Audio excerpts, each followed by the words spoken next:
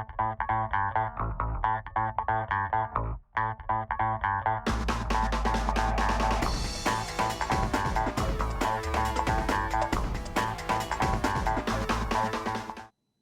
welcome everybody to another episode of 6 Degrees of Associations. We're excited here today to have a friend of the organization. Lucas and Paul have known each other for a bit, and so this is not one of our refer guests on today. It's just a friend of the organization that we're excited to talk to. Paul Andrus, thank you for joining us today. And I want to start out with just having you talk to the audience a little bit about what you do in the industry, because it's exciting for us because we get to talk a little bit about what Advancea does. I think we have a lot in common. So how about you share with the audience what it is that you do these days? Yeah, sure. First of all, thanks for having me on. I appreciate the opportunity to address you guys and your audience. I actually wear a couple of different hats. I have my own company, Affinity Program Partners, that's been in existence for a little bit over 10 years now. And I'm also on the management team of a company called Prevail Innovative Wealth Strategies. So I kind of wear a couple of different hats. That's pretty cool. And so what does Prevail Wealth Strategies do, and how does it sort of relate back to the work that you do with the associations? Prevail is a full service financial planning firm. Investments, legacy planning, A to Z, all integrated under one roof. So they're a really interesting, different kind of model in the financial services industry.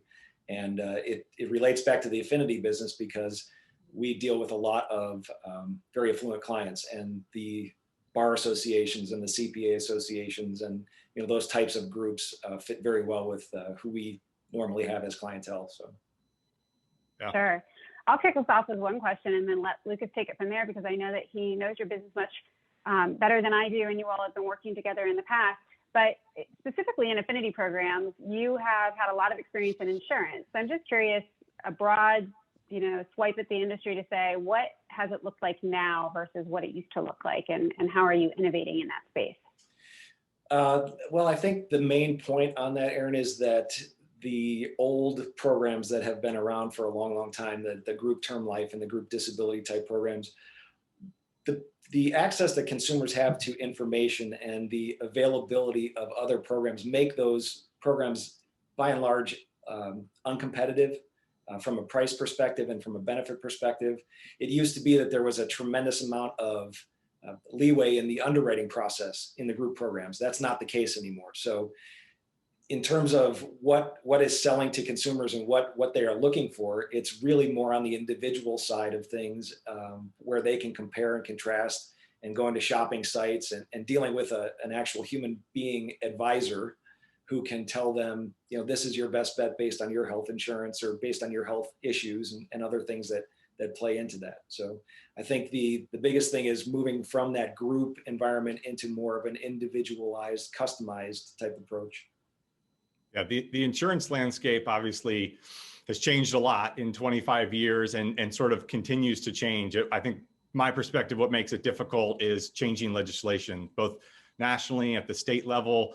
And we've sort of gone through this evolution and we're constantly having conversations with associations coming to us. And how do we find success in this? Is it captives? What specialty products? And I mean, what is it today? Do you see, Paul? And then maybe we can get into like where things are going if you have some insights there. But what is it today that makes associations be able to put together the right package? And what does that look like? And are there even national programs that are successful, or is it really sort of state driven, which is some of what I've heard? Well, I would argue that there are plenty of national organizations that can have success. I could probably name a few, but we won't get into those specifics right now. Fair enough. I think what's really changed, Lucas, is the fact that it used to be a very transactional type approach to the affinity business, where you would send out a piece of direct mail and somebody would say, oh, I do need another $100,000 of term life insurance. And they would fill out a little app and send it back in. And that was the end of the conversation.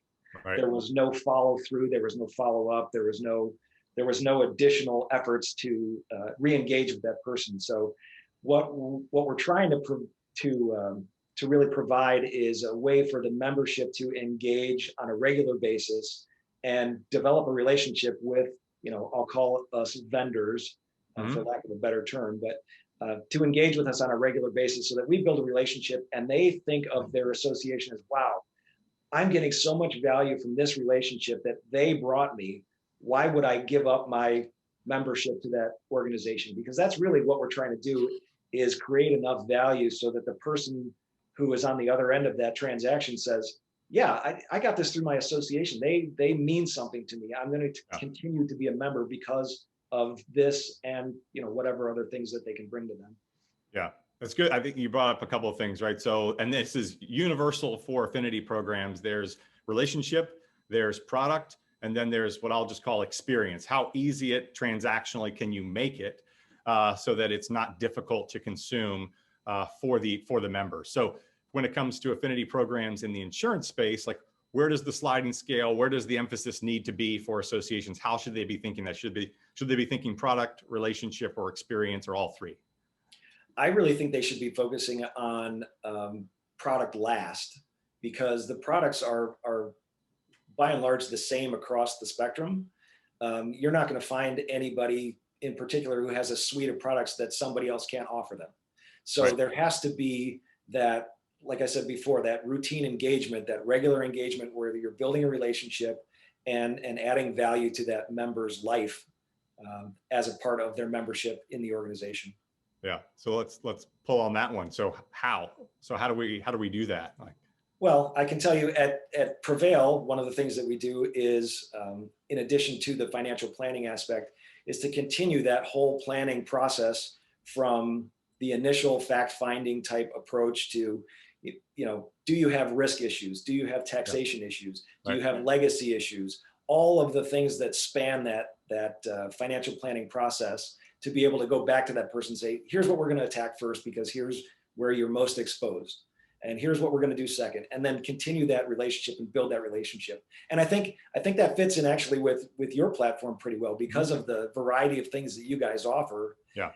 You've got a way for a member to say, oh, I had a really good experience with that printing project that I had. I'm going to go back and do something with my uniforms, or do something with something else.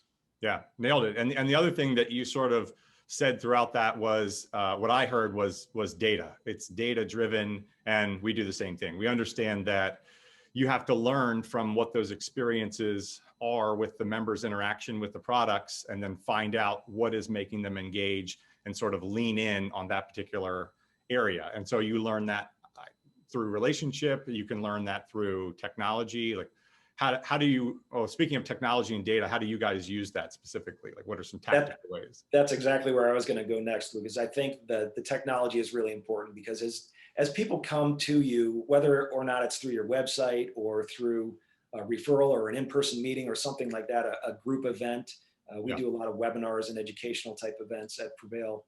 And when people come to us and say, I'm mildly interested in that, and then they kind of drop off, or they don't continue through with the process, we put them into a very nice and regular cadence of communication. And it's not sales driven. It's really educational content saying, we realize that you were interested in this item. And so we put them into kind of a tree that says, hey, here's some more information about that thing that you were interested in. And then as they explore that branches off into something different and brings them back into maybe a different subject that they didn't express interest in, but to see if that's something that they will engage with there. And so our sales process, if you want to call it that, is generally 6, 12, 18 months for some of the more complex clients that we deal with. So there's a lot of communication and a lot of technology behind the scenes that are helping us to educate and communicate. Yeah.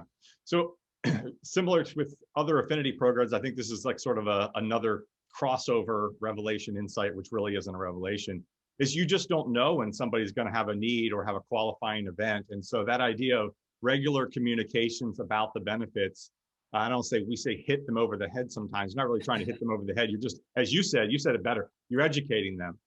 And then multifaceted sort of approach to what the type of content is. It can't be the same thing. It can't be, oh, this type of insurance, this type of insurance. You sort of lay out a broader explanation. Right. And then when that member does have a qualifying event, they go, that's right, my association offers that. You just want to keep sort of top of mind, coupled with the affinity of the association, is what really builds the brand and builds the engagement, and is pretty powerful.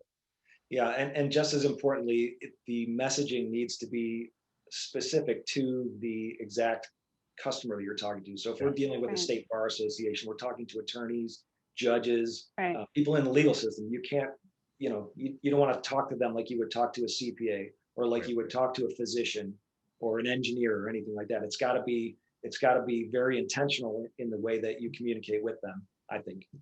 Speak their language. I love that because, yeah, speak their language. And I love that because, we talk, especially me really being focused in marketing, when associations already have their own communications and marketing that they have to do to retain members, to obtain new members, what it seems like an added value of an affinity partner who's really helping you organize your programs is that knowledge that your product also needs to sell. And so you're being mindful of the audience that you're working in and using technology to your advantage to retarget them, remarket to them.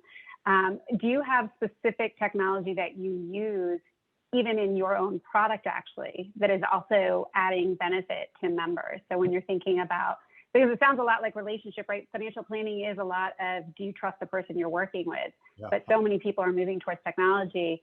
The second half of the technology question for me is, in your actual business, are you all also bringing new innovations to the market that help improve your product? Well, one of the things that Prevail was really well known for pre-COVID was our group events. We would bring in nationally known speakers and have Right. 100, 120 people in for a dinner and educational event and like that. And then all of a sudden, within 2 weeks, we went from that to Zoom calls, back to back to back to back Zoom calls. And interestingly, there was about a 2 month, I would say, kind of a hold period where everybody kind of froze up and said, I thought this was going to go away in 3 weeks. And then not so much. It didn't. Yeah. So at Prevail, we pivoted very quickly to the virtual environment and actually saw just about a 2 month lag, and business went back up, actually got better than it was prior to the lockdown because we were able to get a hold of everybody. I mean, you knew where everyone was. They were at home. And if they had their cell phone, there you go. You could get them. Yeah. So, it was one of those technology things where, not to put a silver lining on a pandemic, obviously, but it turned out to be a very workable solution at least for Prevail.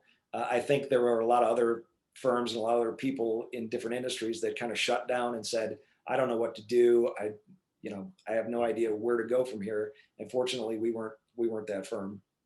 So where do you guys go from here? Is it back to live events? Have you learned some new tips and tricks that you'll incorporate? Like what's the new plan? It's obviously not a single facet. You can't just do events or just do Zoom calls or just do marketing, but where's the mix today? Yeah, we're back to some in-person events. We had our very favorite social event about 2-3 weeks ago now. And it was the first one that we've had back in person where we had people into the office building and drinks and hors d'oeuvres and all that fun stuff. And it was great. And I think going forward, what we're going to do is try to do a mix of it. Obviously, there are still some areas of the country that are not as loose and free as we are in the middle of the country. And they need that virtual option still. I just went to a conference where half of the conference was in person and half of the conference attendees were virtual, which was kind of a weird networking event. Yeah. To talk to somebody on a screen when you're talking to the next guy next to you in person, but it was really interesting. And that's the direction we're going to go. Whatever the clients need is what we're going to try to do. Plus, we deal with national organizations, and so we can't have somebody in everybody's kitchen or across the table from in an office all over the country. Yeah, that makes sense. So what if we kick the can down the road 10 years? Do you have any thoughts on how things will continue to evolve, or what's sort of next for the industry in affinity programs, maybe more specifically insurance programs? Well, I think we're on the right track at Prevail in terms of offering some things that are different, that are new, that are ultra competitive and important to people, impactful in their lives. Yeah. As far as the future goes, I think the platforms like the one that you guys are operating, Lucas, is the way to go. It's got to have a value to the membership. and they have to be able to go back more than once and not be transactional, but relational, and say, okay, I did this, I did this, I did this. I now have a relationship with this organization through my membership. Right. And that's where it all has to tie in, because the days of I won't name a company, but some direct company saying, here's your policy, we'll send you a bill every year, and that's the end of it. That doesn't work. Yeah. Well, we obviously love the technology. We've built our own technology for that type of engagement. I will say it's not the end all be all. You can't 100% lean on that. You can't just throw it out there and expect to just drive engagement through automated motion and technology and AI. It's great stuff, and it helps build a relationship, but there still has to be a relational component that goes beyond clicking and viewing, which is why I think, you guys getting back to live events and actually still having, Zoom call relationships with members and organizations, and doing some of the old stuff that we, knew from the past and have gotten accustomed to. I think there's a healthy mix, and that's really where we win. Yeah. That's awesome. Well, I know that we're trying to be respectful of your time, Paul, so we are going to have to leave something on the table for people to find you. So one, we want to make sure you let people know where to find you and how to connect with you. But also, most importantly for us, if we can be selfish, we, of course, always end our show with a request for someone that you would recommend we speak with that our audience could benefit hearing from. Yeah, I put some thought into that beforehand after watching some of the previous episodes, and I think Bill Sunnison is a guy that you should talk to. He is not only a very, very intelligent person, but he's got a tremendous amount of experience in startups, entrepreneurial type things, mostly on the insurance side, but very much a technology play for him, and just an all-around nice guy too. So I think you'll enjoy meeting him. I like both of those components, both because I think associations could use more of both of those. Entrepreneurial spirit has been forced out in the past year and a half, which is great. And technology we can always improve on. So I'm looking forward to talking to Bill. That sounds great. Good. Awesome. Well, thank you so much for being here. How can people find you? Well, they can email me at pandres@prevailiws.com. Or my cell phone is always on. We're always connected, aren't we? 816-651-6605. Great. Awesome. Well, thanks so much for being with us today. We want to make sure you get out of here on time. So we will wrap up this episode, and we hope to speak to you and to Bill, of course, in the future. Take care. Thanks, guys. Really appreciate it. Thanks, Paul.